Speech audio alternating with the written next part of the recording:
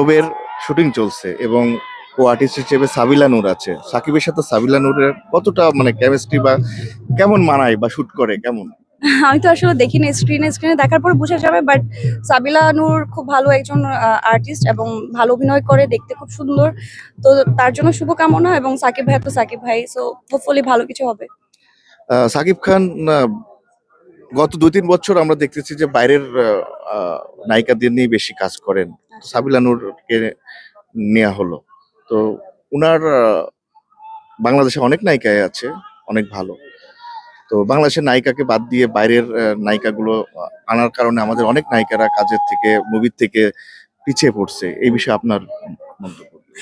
আচ্ছা, এইটা তো আসলে আমার মতামত, যদি অডিয়েন্স হিসেবে মতামত দেন, আমার কিছু বলার নেই। কারণ আমার একটা কাজ যেটা আমি দেখে আমার ভালো লেগেছে, আমি সেটা প্রশংসা করেছি। যেমন বরবাদের আগে তুফান দেখেছি, তুফানের আগে আর কি জানি করলো, যে রাজকুমার একটা, রাজকুমার ছিল, হ্যাঁ তো, প্রিয়তমা হ্যাঁ ছিল, এক্স্যাক্টলি, তুফান ছিল। প্রিয়তমার যে ছিল।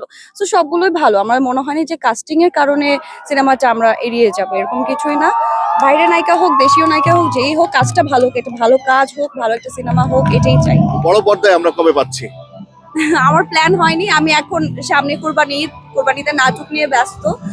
জাস্ট রোজার ঈদ খুবই অল্প সময়ের মধ্যে শেষ হয়ে গেল। আমরা অল্প একটা সময় পেয়েছি আমাদের কোরবানিতে শুটিং করার জন্য।